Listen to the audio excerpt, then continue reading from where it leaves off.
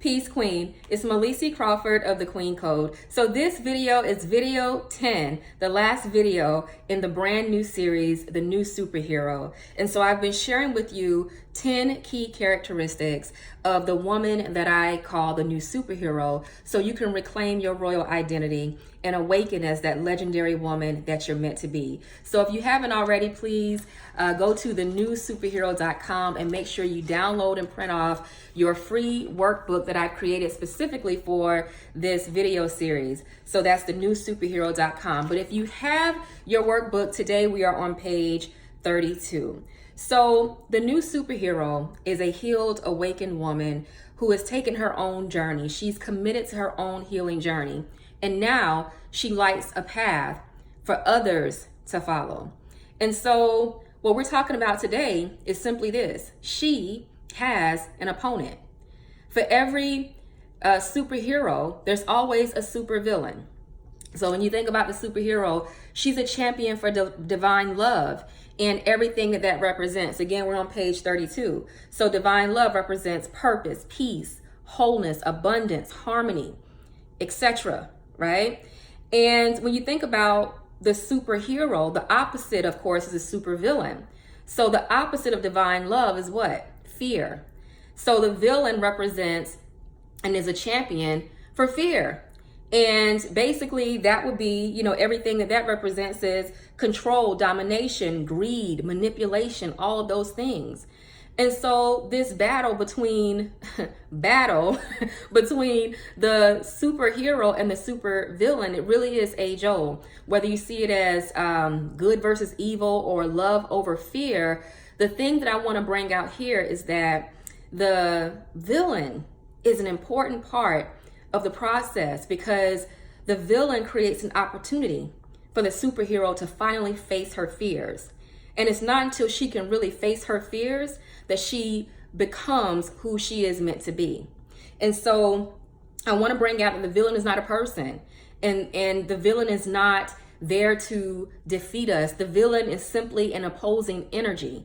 And that can be a hard pill to swallow when you've been through situations where you've been treated really badly by people. You've encountered evil people, narcissists, gaslighters, energy vampires. I've been there. And the thing to remember, though, is that it's the energy of that person. We wrestle not with flesh and blood, because when you start thinking that that person is your enemy, not only does it misplace your power, but it's really a distraction, because that person is not the enemy. The energy that they hold that may seem evil and distorted, that energy is there to give you an opportunity to finally rise up, face your fears, and defeat something that's been, trying to bring you down for a very long time.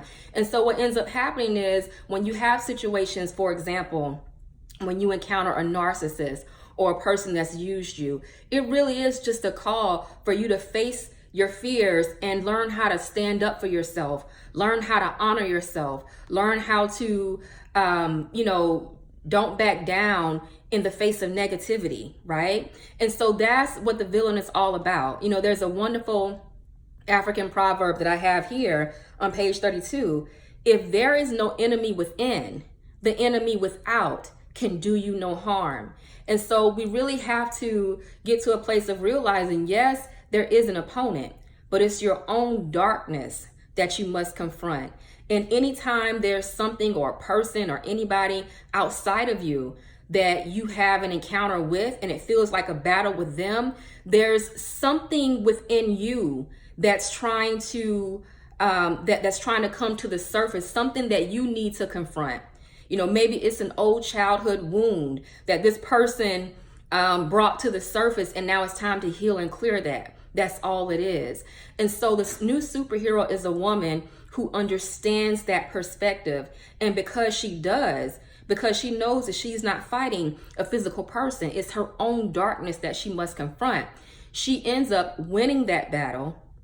And whatever she was going through, she becomes a champion for that in the world. So I know what it's like to be manipulated. I know what it's like to have someone take your kindness for weakness. And I'm sure, maybe you do too. And so because of that, I'm a champion for women standing up for themselves. I'm a champion for women being spiritually, mentally, physically, financially empowered, because I know what it looks like when we're not. I know what it looks like when our children have to suffer. I understand that because I grew up, seeing that in some of my family members and with my friends. And so the things that you confront and the things that you overcome, eventually you become a champion for that.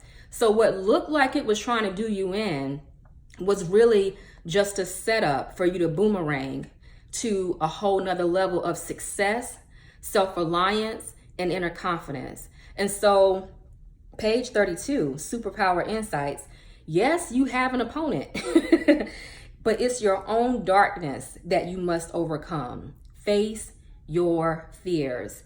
And I don't have any tattoos, but if I were to ever get a tattoo, it would be the words "face your fears" with an ankh underneath, because that truly is the key to life. If you face your fears, like, you've won. And I strive to face my fears every single day, because that is truly where your power comes from. That's truly one of the greatest reasons why we're here.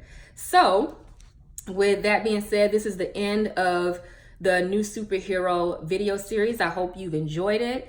Send me your replies or comments or concerns, support@thequeencode.com. And for those of you who are ready to go even deeper in this process of becoming, I invite you to join me for my 3-day, very intimate, private retreat. And all the information is here on page 34, Goddess Rebirth and the New Superhero. Go check that out. We still have spaces available for that retreat. I would love to see you there.